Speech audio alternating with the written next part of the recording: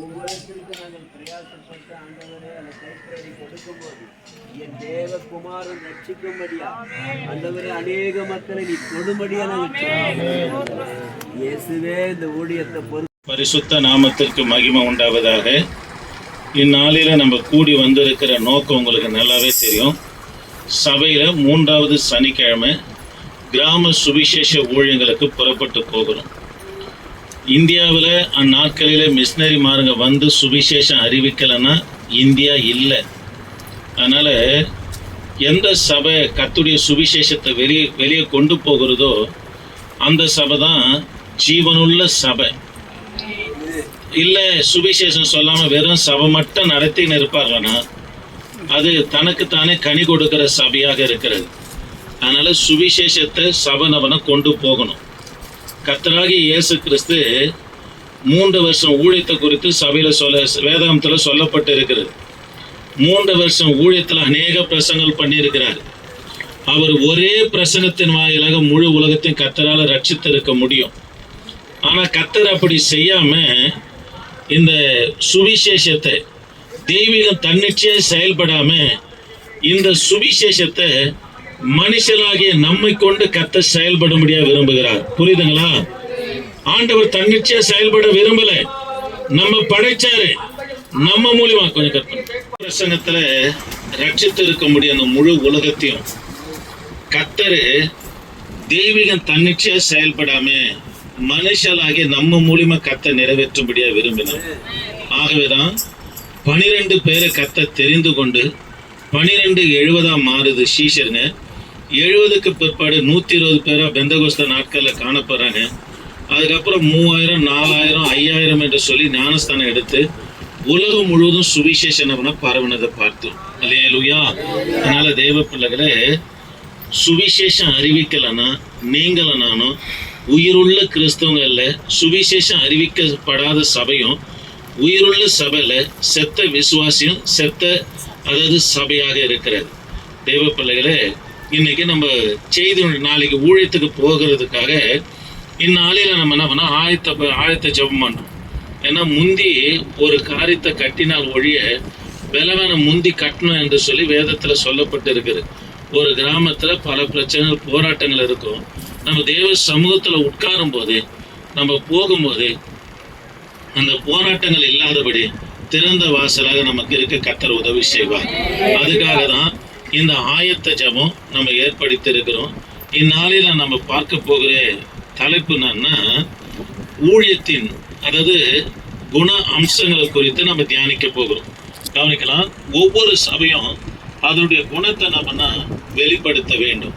உதாரணத்துக்கு இயேசு கிறிஸ்து என்னவா அழைக்கப்பட்டாரோ அந்த குணத்தை கர்த்தர் வெளிப்படுத்தினார். அவர் தேவகுமாரன் என்று வேதம் சொல்லுது. அதே போல அவர் தேவகுமாரனாக காணப்பட்டார். சிலுவையில் அறையப்பட்டவனே சொல்றாங்க, இவர் மெய்யாகவே யாரு, தேவனுடைய குமாரன் என்று சொன்னாங்க. அது மாத்திரமல்ல, கிறிஸ்துவ தாவீதின் குமாரன் என்று அழைக்கப்பட்டார். அந்த தாவீதின் குமாரன் என்பதற்கு அவர் தாவீதுடைய வம்சத்திலிருந்து வந்தவராக காணப்பட்டார். இயேசு கிறிஸ்துவ ரபி என்று அழைத்தாங்க. போகிற இடமெல்லாம் கர்த்தர் ரபி என்று சொன்னா போதகர் என்று அர்த்தம். அவருடைய போதனை கேட்டு எல்லாரும் ஆச்சரியப்பட்டாங்க. அவர் வேதபாரகனை போல பரிசேயனை போல போதிக்காம அதிகாரம் உள்ளவராய் போதித்தார் என்று சொல்லி அவர் என்ன சொல்லி அழைக்கப்பட்டாரோ அதே போல கர்த்தர் தன்னை வெளிப்படுத்தினார். இம்மானுவேல் என்று சொன்னா கர்த்தர் நம்மோடு இருக்கிறான்னு அர்த்தம். மத்தேயு சுவிசேஷ புத்தகம் 28ஆம் அதிகாரம் 20ஆம் வசனத்துல சொல்றாரு, பூமியின் சகல பரியந்தமும் சகல நாட்களும் நான் உங்களோடு கூட இருப்பேன் என்று கர்த்தர் வாக்கு பண்றார். அதனால தேவ பிள்ளைகளே, கிறிஸ்து என்னவா அழைக்கப்பட்டார வேதாகமத்துல அது போல நடந்து கொண்டார். அதே போலதான் சபையும் கூட அதனுடைய குணத்தை நம்ம வெளிப்படுத்தணும். உன்னை என்னை கர்த்தர் சபை என்று சொல்லுகிறார். சபையை குறித்து வேதாகமத்துல பல காரியங்கள் அழைக்கப்பட்டு இருக்கிறது. அதுல ஒரு சில காரியங்களை தான் நம்ம தியானிக்க போகிறோம். ஒன்று, கிறிஸ்துவின் சரீரம் என்று அழைக்கப்படுகிறது. எல்லாரும் போர்டை பாருங்க. கிறிஸ்துவின் சரீரம் என்று அழைக்கப்படுகிறது. 2வது மணவாட்டி என்று அழைக்கப்படுகிறது. 3வது விசுவாச வீட்டார் என்று அழைக்கப்படுகிறது. 4வது கொடிகள் என்று அழைக்கப்படுகிறது. 5வது மந்தைகள் என்று அழைக்கப்படுகிறது. 6வது சேனை என்று அழைக்கப்படுகிறது. 7வது உப்பு என்று அழைக்கப்படுகிறது. 8வது ராஜ்யம் என்று அழைக்கப்படுகிறது. 9வது மாளிகை என்று அழைக்கப்படுகிறது. 10வது தோட்டம் என்று அழைக்கப்படுகிறது. தேவ பிள்ளைகளே, சபை எப்படி அழைக்கப்படுறதோ அந்த குணத்தை வெளிப்படுத்தணும். இது கூரையினால கட்டப்பட்டது, பெரிய பெரிய பில்டிங்னால கட்டப்பட்டதும் சர்ச்சு சபையாக இருந்தாலும் கர்த்தர் உன்னை என்ன சொல்றாரு, சபை நீங்க தான் தேவனுடைய ஆலயம் என்று சொல்லுகிறார். நம்ம ஒவ்வொரு சபையும் ஒவ்வொரு காரியத்தை நம்ம வெளிப்படுத்த வேண்டும். ஆமே. சரி, முதலாவது காரியம் கவனிக்கிறீங்களா?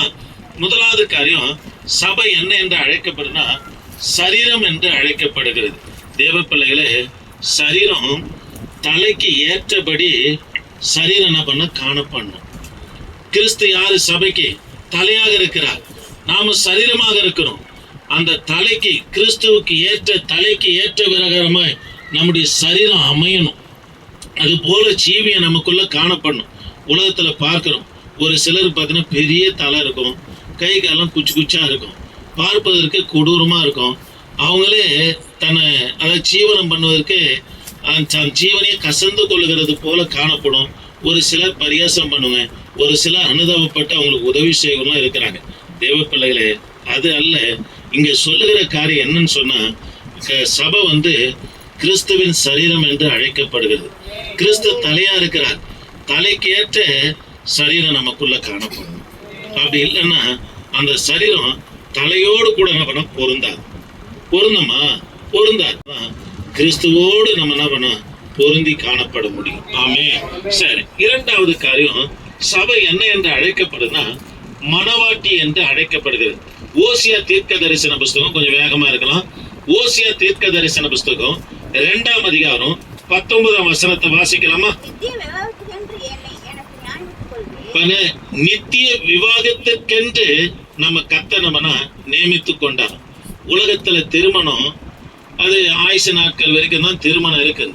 ஆனா கர்த்தர் அப்படி இல்லை, நம்ம நித்திய விவாகத்துக்கென்று நம்ம நியமித்து கொண்டாராம். சபை என்ன என்று அழைக்கப்படுனா மணவாட்டி என்று அழைக்கப்படுகிறது. ஆமே. தேவ பிள்ளைகளே, அந்த மணவாட்டி எப்படி இருக்க வேண்டும் என்று எபேசியருக்கு நிருபத்துல பவுல் சொல்றாருன்னா, கரைப்படாத மணவாட்டியா இருக்கணும். உலகத்திலேயே ஒரு மணவாட்டி சரியில்லை, நடக்க சரியில்லைன்னா அவங்கள விபச்சாரி, வேசி என்று அழைப்பாங்க. நம்ம கர்த்தர் எதற்காக தெரிந்து கொண்டு இருக்கிறார்னா உலக வாழ்க்கைக்காக இல்ல, நித்திய மனவாட்டியாக கர்த்தர் நியமித்து இருக்கிறார். நித்திய மனவாட்டியாக நியமித்திருக்கிற நாம எப்படி காணப்பட வேண்டும் என்று கர்த்தர் விரும்புகிறார்னா கரைப்படாத மனவாட்டியாக காணப்படும். உலகத்திலே தவறான பேரை சொல்லி அழைக்கிறாங்க. கிறிஸ்துவின் மனவாட்டியா இருக்கிற நாம எப்படி இருக்கன்னா கரைப்படாத மனவாட்டியாக காணப்படணும். உலகத்திலும் சரி, பாவத்திலும் சரி, விக்கிரக ஆராதனையும் சரி, கொடுக்கப்பட்ட தரிசனத்திலும் வார்த்தையிலும் சரி, கரைப்படாத மனவாட்டிகளாக கர்த்தருடைய பிள்ளைகள் காணப்பட வேண்டும். ஆமே. அப்போ கரைப்பட்ட மனவாட்டியை வேதத்துல என்னையா அழைக்குது? ஆவிக்குரிய வேசி என்று அழைக்கப்படுகிறது. அதனால தேவ பிள்ளைகளை கரைப்படாத மனவாட்டியாக இருப்பாயனா மணவாளாகி கிறிஸ்து வரும்போது நீதான் அவருக்கு ஏற்ற மனவாளியாய் காணப்படும். இல்லைன்னா நாம கைவிடப்படுவர்களாய் நம்ம காணப்படும். சரி, முதலாவது காரியம், சபை தன்னுடைய குணாதிசயத்தை வெளிப்படுத்தணும். முதல்ல சபைக்கு என்ன பெயர் இருக்கிறது? கிறிஸ்துவின் சரீரம். கிறிஸ்து தலை. அந்த தலைக்கு ஏற்றவாறு சரீரம் இருந்தாதான் அதோடு கூட பொருந்தும், இல்லைன்னா பொருந்தாதுங்க. 2வது தேவ பிள்ளைகளை மணவாட்டி என்று சபை அழைக்கப்படுகிறது. மணவாட்டி எப்படி இருக்குன்னா உன்னை என்னையும் கரைப்படாத மனவாட்டியா இருக்க வேண்டும் என்று விரும்புகிறார். உலகத்துல நம்மளை சுற்றிலும் எபிரேயருக்கு நிருபம் 12 முதலாம் வசனத்தை வாசித்து பார்ப்போம்னா பாவம் நம்மளை சுற்றிலும் இருக்குதுங்க. அதை தள்ளிட்டு தாங்க ஓடணும். பாவத்தோடு ஓடக்கூடாதுங்க. இளையகுமாரன் வரும்போது பன்னியோடு கூட வரல, சுத்திகரிக்கப்பட்டவனா வந்தான், புத்தி தெளிந்தது. அதனால தேவ பிள்ளைகளை நாம் எப்படி காணப்படணும்னா கரைப்படாத மனவாட்டியாய் காணப்பட வேண்டும். 3வது கவனிக்கலாம், சபை என்ன என்று அழைக்கப்படுனா விசுவாச வீட்டார் என்று அழைக்கப்படுகிறது. என்ன வீட்டாரு? விசுவாச வீட்டார் என்று அழைக்கப்படுகிறது. தேவ பிள்ளைகளே, இஸ்ரவேலை பார்த்து எசேக்கியேல் தீர்க்க தரிசன புஸ்தகத்துல சொல்லப்பட்டு இருக்கிறது, கலக வீட்டார் என்று சொல்றாங்க. சில சபைகள்ல பாத்தீங்கன்னா ஆண்டவர் சொல்றாரு, என்னுடைய வீடு சகல ஜனங்களுக்கும் ஜெப வீடு எண்ணப்படும் என்று சொல்லப்படுகிறது. தேவ பிள்ளைகளே, சில சபை பார்த்தீங்கன்னா போயிட்டு வந்த விசுவாசிக்கு சமாதானமே இருக்காது. காரணம் என்னன்னா, ஊழியக்காரு இந்த விசுவாசிகளுடைய குறைகளையே என்ன பண்ணா குத்தலாக சபையில பேசிக்கினே இருப்பாங்க. அதெல்லாம் கலக வீட்டாருங்க. சபை கலக வீட்டார் இல்லை, விசுவாச வீட்டாரை காணப்படும். ஆமாங்க, விசுவாசத்துல நிக்கணும். எப்படி ஆபிரகாம் 25 வருஷம் விசுவாசத்துல காணப்பட்டாரோ, ஈசாக்கு 20 வருஷம் விசுவாசத்துல காணப்பட்டாரோ, யோசேப்பு 13 வருஷம் விசுவாசத்துல காணப்பட்டாரோ, நாமளும் எப்படி காணப்படணும்? விசுவாச வீட்டாராய் காணப்படணும். கலக வீட்டாராய் மட்டும் காணப்படவே கூடாது. சபலாம் முடிஞ்சிடும், சேர் போட்டு உக்காஞ்சிக்குவாங்க. விசுவாசிங்க இருக்கும், அந்த விசுவாசி இன்னொரு விசுவாசி குறித்து கலகம் இருக்கும், இந்த விசுவாசி இன்னொரு விசுவாசி குறித்து கலகம் சொல்லும். இதை சபையில அப்படியே பிரசங்கம் பண்ணுவாங்க. அது கலக வீட்டாருடைய சபைங்க. நம்முடைய சபை எப்படி இருக்கணும், நாம எப்படி இருக்கணும் வேண்டும் என்று கர்த்தர் விரும்புறாருன்னா விசுவாச வீட்டாரா இருக்கணும். ஆமாங்க, ஒருத்தர் நல்லா நேசித்தாங்க, பேச்சே ஒரு மாதிரி இருந்தது. நான் நினைச்சேன், இது யார் பார்த்த வேலையே தெரியல அப்படின்னு சொல்லி நினைச்சேன். அதனால தேவ பிள்ளைகளை நம்ம எப்படி காணப்படணும்னா விசுவாச வீட்டாராய் காணப்படணும். கலக வீட்டாரா இருக்கவே கூடாது. சபையில கூட நம்ம விசுவாசிக்க சொல்லணும், அதெல்லாம் விட்டுடுங்கன்னு சொல்லிடுவேன். ஏன்னா சபை யாருடையது? கர்த்தருடையது. மந்தை யாருடையது? கர்த்தருடையது. அவர் விசாரிக்க போறார். நம்முடைய வேலை, ஊழியக்காரனுடைய வேலை, விசுவாசியுடைய வேலை என்னன்னா ஜெபிக்கணும். ஊழியக்காரன் அந்த கர்த்தருடைய சமூகத்துல இருக்கும்போது நிச்சயமா கர்த்தர் மாற்றுவார். இல்லையா? எத்தனையோ பேரு என்ன பரியாசம் பண்ணி இருக்கிறாங்க, வாடா போடான்னு சொல்லிக்கிறாங்க, எவ்வளவு காரியம் பேசி இருக்கிறாங்க. வரலன்னா மறுநாளுக்கு போய் நிற்பாங்க. நமக்கு அவங்க குணங்கள் வேணும். உன்னை கர்த்தர் பார்க்கிறார். நம்ம என்னவா இருக்கணும்? விசுவாச வீட்டாரா இருக்கணும். கலக வீட்டாரா கர்த்தருடைய பிள்ளைங்க காணப்படக்கூடாது. பாருங்க, 4வது காரியம் கொடி என்று சொல்லுகிறார். 4வது கொடிகள் என்று சொல்லுகிறார். யோவான் சுவிசேஷ புத்தகம் 15ஆம் அதிகாரம். யோவான் சுவிசேஷ புத்தகம் 15ஆம் அதிகாரம் 5ஆம் வசனத்தை வாசிக்கலாமா? கர்த்தர் சொல்றாரு, நானே திராட்சை செடி, நீங்கள் கொடிகள் என்று சொல்றாரு. கவனிக்கலாம், அங்க கவனிங்க. நம்ம யாருன்னா கொடிகள் என்று கர்த்தர் சொல்றார். பழைய ஏற்பாட்டு நாட்களிலே ஏசாயா தீர்க்க தரிசன புஸ்தகம் 5ஆம் அதிகாரத்துல கர்த்தர் பழைய ஏற்பாட்டு நாட்களில் இஸ்ரவேலை யாருன்னு சொன்னா திராட்சை செடி என்று சொன்னார். அவங்க சரியான விதத்துல கனி கொடுக்க முடியல.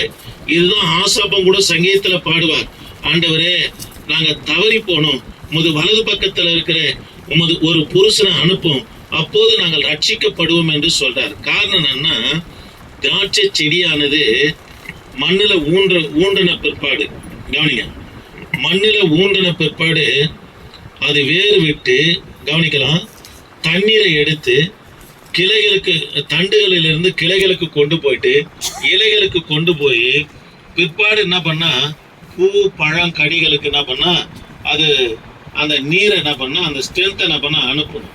இதுதான் என் கர்த்தர் இஸ்ரவேல் ஜனங்களிடத்துல சொல்றாரு, நீங்களே பலிபீடம் கட்டுங்க, பலி செலுத்துங்க, கர்த்தரை தொழுது கொள்ளுங்கன்றார். ஆனா இஸ்ரவேல் ஜனங்க பலிபீடத்தையும் பலியை கரபடித்தனவர்களாக காணப்பட்டாங்க. இவங்களால, அதுதான் ஆசப் சொல்றாரு, எங்களால செய்ய முடியல ஆண்டவரே அப்படின்னு சொன்னோடனே ஒரு தரிசனத்தை பார்க்கிறாரு. வலது பக்கத்துல இருக்கிற தமது குமாரனாகிய கிறிஸ்துவ பார்த்தவனே அவரை அனுப்போம் என்று சொல்லுகிறார். ஆகவேதான் இப்ப நம்ம பூமியிலிருந்து நீர் எடுத்து கலைகளுக்கு, தண்டுகளுக்கும் கிளைகளுக்கும் பிற்பாடு இலைகளுக்கும் பூவுக்கும் கனிக்கும் அதனுடைய ஸ்ட்ரென்த்தை அனுப்ப தேவையில்ல. ஆண்டவர் சொல்றாரு, பழைய ஏற்பாட்டு நாட்களில் இஸ்ரவேல் ஜனங்கள் திராட்சை செடி என்னாரு, இப்ப ஆண்டவர் சொல்றாரு, நானே திராட்சை செடின்றார். அவர் பலியாயிட்டார். இப்ப நம்ம என்னன்னு சொல்றதுன்னா கொடி என்று சொல்றார். கொடியா இருக்கிற நாம திராட்சை செடியோடு இணைந்தா தான் நம்ம என்ன கொடுக்கணும்னா மிகுந்த கனி கொடுக்க முடியும். அல்லேலூயா. அதனால தேவ பிள்ளைகளே, கிறிஸ்துவோடு சபை நபனா ஐக்கியமா இருக்கணுங்க. கர்த்தருடைய பிள்ளைகளாக இருக்கிற ஊழியக்காரா இருக்கட்டும், விசுவாசியா இருக்கட்டும், நம்முடைய ஐக்கியம் யாரோடு இருக்குன்னா கிறிஸ்துவோடு இருக்கும். உலகத்தோடு பாவத்தோடு நம்முடைய ஐக்கியம் இருக்கக்கூடாது. 2 எஜமான்களுக்கு ஊழியம் செய்யக்கூடாது. கர்த்தருக்கு மட்டும்தான் நம்ம ஊழியம் செய்யணும். அப்போ நம்ம யாரோடு இணைந்து இருக்கணும்? கர்த்தரோடு இணைந்திருக்கணும். கொடி கொடி தண்டோடு இணையலைன்னா அது என்ன பண்ணும்? பட்டு போயிடும். அது ஒன்றுத்துக்கும் பிரயோஜனம் இல்லாமல் போயிடும். கிறிஸ்துவோடு இணைந்திருக்கிறவங்கன்னா தேவனுக்கு பிரயோஜனமா கனி கொடுக்க முடியும். ஆமென். அப்படி இல்லை அப்படின்னா அவங்க ஒன்றுத்திற்கும் பிரயோஜனம் இல்லாதவர்களாய் காணப்படுவாங்க. ஆமென். சரி, முதல் காரியம் கிறிஸ்துவின் சரீரம், ரெண்டாவது மனவாட்டி, மூன்றாவது விசுவாச வீட்டார், நான்காவது கொடி, ஐந்தாவது மந்தைகள். இது மந்தைகள். சபையை என்ன என்று அழைக்கிறார்னா மந்தை என்று அழைக்கிறார். சபை அதனுடைய குணாதிசயத்தை நம்ம வெளிப்படுத்த வேண்டும். யோவான் சுவிசேஷ புத்தகம் 10ஆம் அதிகாரம் 8ஆம் வசனமும், அப்போஸ்தலர் நடபடி புஸ்தகம் 5ஆம் அதிகாரம் 35 38 வரைக்கும் கொஞ்சம் வாசிங்க பார்க்கலாம். வாசிங்க. எனக்கு முன்னே வந்தவர்கள் எல்லாரும் கள்ளரும் கொள்ளைக்காரருமா இருக்கிறாங்க. ஆடுகள் அவர்களை செவி கொடுக்கவில்லை. சரி, கவனிக்கலாம். ஆடுகள் அவர்களுக்கு செவி கொடுக்கல. தேவ பிள்ளைகளே, நாம் மந்தைகளாக இருப்போம்னா, நல்ல ஆடுகளாக இருப்போம்னா கிறிஸ்துவுக்கு பின் செலவுகளாய் காணப்படும். இஸ்ரவேல்ல மெய்ப்பருங்க என்ன பண்ணுவாங்கன்னா, நம்ம ஊர்ல இருக்கிற மெய்ப்பருங்க ஆட்டை விட்டுட்டு பின்னாடி ஓன்னு கத்தின்னு போவாங்க. இஸ்ரவேல்ல இருக்கிற மெய்ப்பருங்க மந்தைக்கு முன்பதாக கோலை தரையில தட்டிக்கினே போவாங்க. அந்த சத்தத்தை கேட்டு அந்த ஆடுக்கு தெரியும் மெய்ப்பன் எந்த விதத்துல நம்முடைய மெய்ப்பன் தட்டுவாருன்னு சொல்லி அந்த சத்தத்தை கேட்டு கேட்டு கேட்டு கேட்டு அந்த ஆடுகள் நம்ம பின்னாடி தெய்வ பிள்ளைகளே பாருங்க. மந்தை மெய்ப்பனுடைய வார்த்தைக்கு மெய்ப்பன் என்ன பண்ணா பின்பற்றணும். மெய்ப்பனுடைய வார்த்தைக்கு என்ன பண்ணா செவி கொடுக்கிறவர்களாய் மந்தை காணப்படணும். வாசிக்கிறோம். எனக்கு முன்னே வந்தவர்கள் கள்ளனும் கொள்ளைக்காரனுமா இருக்கிறாங்க. இயேசு கிறிஸ்து ஊழியத்துக்கு வருவதற்கு முன்பதாக 2 பேர் ஊழியம் செஞ்சாங்க. அவங்க யார் என்று லூக்கா வெளிப்படுத்துறாரு. அப்போஸ்தலர் நடபடி புஸ்தகம் வாசிக்கலாமா? சங்கத்தாரை நோக்கி 37 இருந்து வாசிக்குமா? 36 இருந்து வாசிங்க. ஏனென்றால் சில நாட்களுக்கு முன்னையா இந்த நாட்களுக்கு முன்னே தேவதாஸ் என்பவன் எழும்பி தன்னை ஒரு பெரியவனாக பாராட்டினான். ஏறக்குறைய 400 பேர் அவனை. சரி, கவனிக்கலாம். இயேசு கிறிஸ்து ஊழியத்துக்கு வருவதற்கு முன்பதாக 2 பேர் வந்தாங்க. அவங்க பேர், ஒருத்தன் பேரு தெயுதாஸ் என்பவன் இயேசு கிறிஸ்து ஊழியத்துக்கு முன்பதாக வந்து தன்னை பெரியவனாக காண்பித்து 400 பேர் அவனை பின்பற்றினாங்க. அவனும் செத்து போனான். அந்த 400 பேரும் மடிந்து போனார்கள் என்று சொல்லி பார்க்கிறோம். அடுத்தது யாருன்னா பாருங்கம்மா, 37ஆம் வசனம். அவனுக்கு பின்பு எழுதிய சரி, கவனிக்கலாம். இன்னொரு ஒருத்தன் வரான். இயேசு கிறிஸ்து ஊழியத்திற்கு வருவதற்கு முன்பதாக கலிலியாவை சேர்ந்த யூதாஸ் என்பவன பண்ண வந்தான். கவனிக்கலாம். இவனை சார்ந்தவன் எத்தனை பேர்னா 1000 பேரு. இந்த 1000 பேரும் இந்த யூதாசும் மரித்தான். இந்த 1000 பேர் என்னவனா ஓடி போனார்கள் என்று சொல்லப்பட்டிருக்கிறது. இயேசு கிறிஸ்து காட்டி கொடுத்த யூதாஸ் காரியத்து ஊரை சேர்ந்தவர். இங்க சொல்லப்பட்டிருக்கிற யூதாசு இயேசு கிறிஸ்து ஊழியத்துக்கு வருவதற்கு முன்பதாக கலிலியா பட்டணத்தை சேர்ந்தவர். இவரும் கர்த்தருடைய ஊழியத்துக்கு முன்பதாக வந்து தன்னை பெரிய ஆளாக தெயுதாஸ் என்பவன் காட்டுகிறான். 400 பேர் அவரை பின்பற்றுறாங்க. அந்த 400 பேர் அவனும் செத்தான். இந்த தெயுதாசும் செத்தான். 400 பேரும் மடிந்து போனார்கள் என்று சொல்லி பார்க்கிறோம். கலிலேயனாகிய யூதாசு இவனை சார்ந்தவங்க எத்தனை பேரு? 1000 பேரு. அவனும் செத்தான். இந்த 1000 பேர் அவனை விட்டு நவனா ஓடி போனார்கள் என்று சொல்லி பார்க்கிறோம். எதற்காக ஆண்டவர் இதை சொல்றாருன்னா, யோவான் சுவிசேஷ புத்தகம் 10:8 ஆண்டவர் சொல்லுறதுக்கு காரணம் என்னன்னா, இப்ப திரும்ப வாசிங்க. கல்லரும் கொள்ளைக்காரருமா இருக்கிறாங்க. ஆடுகள் அவர்களுக்கு நல்ல சபை, நல்ல விசுவாசி கள்ள உபதேசக்காரர்களுக்கு செவி கொடுக்கவே கொடுக்காது. அப்போ ஒரு சபை யாருக்கு செவி கொடுக்கணும்? கிறிஸ்துவுக்கு செவி கொடுக்கணுங்க. மீட்பராகி கிறிஸ்துவுக்கு சபை செவி கொடுக்கணும். நம்ம என்ன என்று அழைக்கப்படுகிறது? மந்தை என்று அழைக்கப்படுகிறது. ஆமென். 6வது காரியம், சபை சேனை என்று அழைக்கப்படுகிறது. தேவ பிள்ளைகளே, சத்துருக்களோடு நமக்கு யுத்தம் இருக்குதுங்க, நம்ம ஜெயிக்கணும். எப்படி? அப்ப கவனிங்க, கர்த்தருடைய வார்த்தை கவனிங்க. ஆதியாகமம் 14ஆம் அதிகாரம் 118 பேரை கொண்டு 5 ராஜாக்களை யார் அடிச்சார்னா ஆபிரகாம் அடித்தார். தேவ பிள்ளைகளே, அதே போல சபை யாருன்னா சேனை. திறப்புல நின்று ஜெபிக்கிற சேனை. சபைக்கு விரோதமா, தேசத்துக்கு விரோதமா கள்ள உபதேசங்களை கொண்டு வருகிற, துர்க்கிரிகளை கொண்டு வருகிற, போத வஸ்துக்களை கொண்டு வருகிற, சுவிசேஷத்துக்கு விரோதமா எழும்புகிற இந்த காரியங்களாம் தகர்த்து எரிகிற சேனை யாருன்னா சபை தான். இப்ப பாத்தீங்கன்னா எங்க பார்த்தாலும் கஞ்சாங்க. ஒரு 4 பிள்ளைங்க நின்னுதுன்னு பார்த்தா ஊசி போடுதுங்க, போதை ஊசி போடுதுங்க. ஒரு விதமான பவுடர் எடுத்து நாவும் கீழே அடக்குதுங்க. உலகம் எதை நோக்கி போகுதுன்னு தெரியல. தேவ பிள்ளைகளே கவனிக்கலாம். அதுல இருந்தெல்லாம் அரசாங்கமும் அரசியலை விடுவிக்க முடியாதுங்க. கர்த்தருடைய பிள்ளைங்க தான் அவங்களை விடுவிக்க முடியும். அதுக்கு ஒரே காரியம் என்னன்னா திறப்புல நின்னாதான்.